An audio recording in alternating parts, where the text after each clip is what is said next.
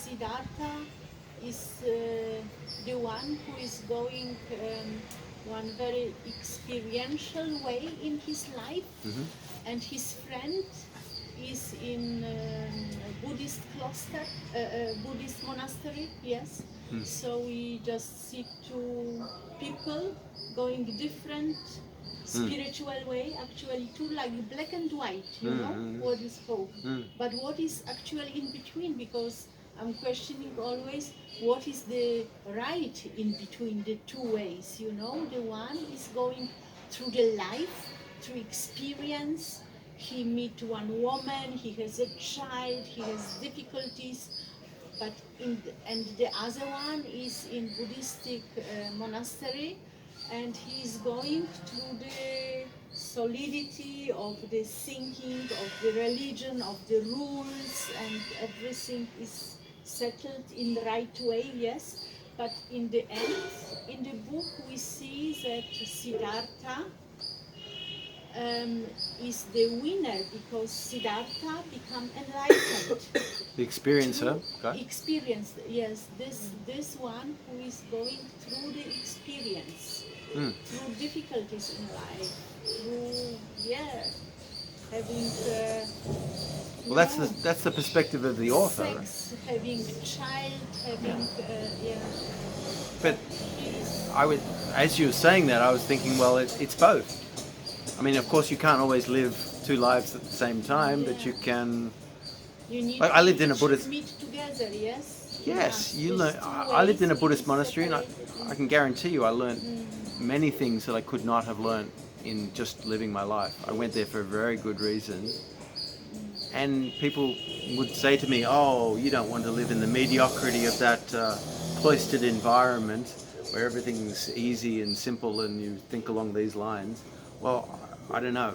There's a meaning to Buddha, Dharma, and Sangha. The Sangha was the most critical element. To have that environment for a period of time was probably the sweetest period of my life. Really? Absolutely. But then it had to end. It did end, or it did end, because there are other forces within me. But really, to have experienced that deeply, totally, I would never talk against that. But then, I would want to be both those people, and I think we can be both those people.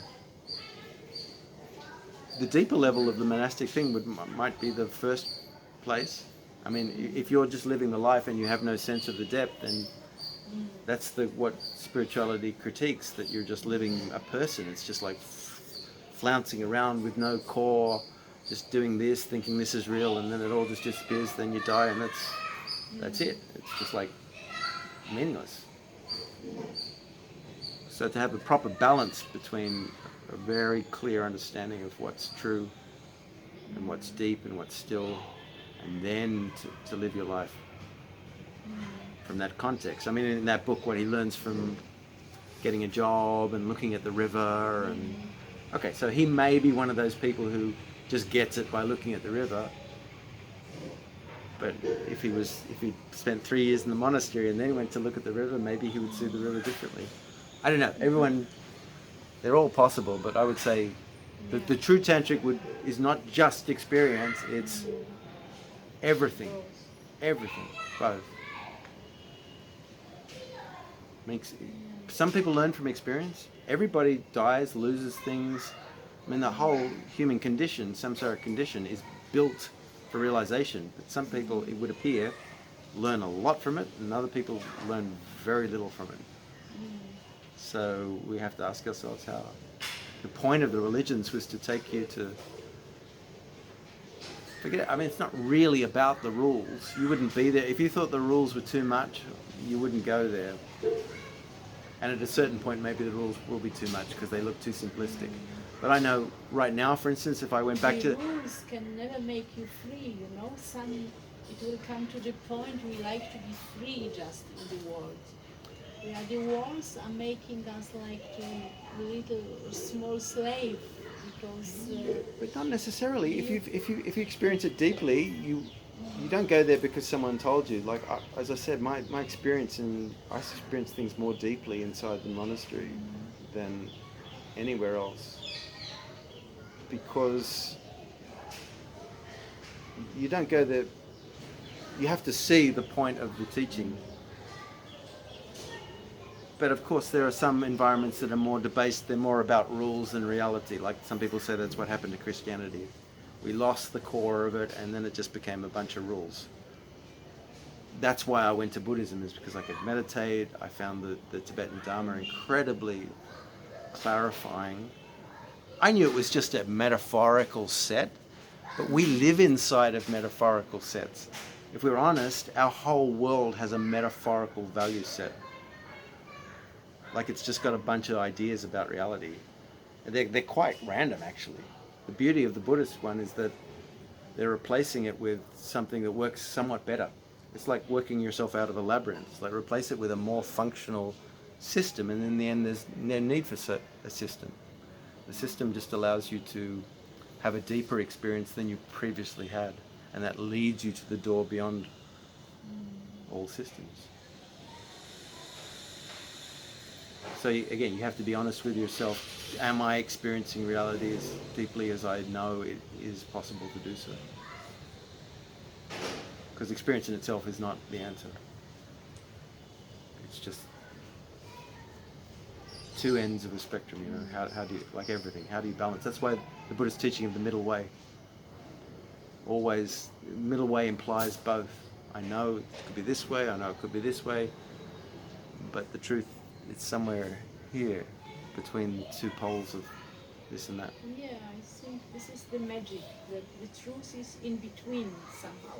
Yes, it's always because great. What I also feel, I know some people who are in Buddhist monastery, the people are, you know, I don't even feel that the people can very deep, how you told, very deep...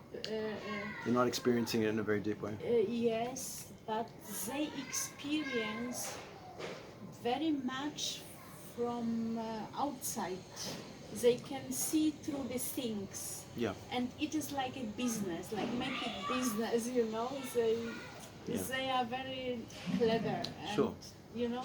But you know what? I think one thing. And they use the power to overpower other people somehow.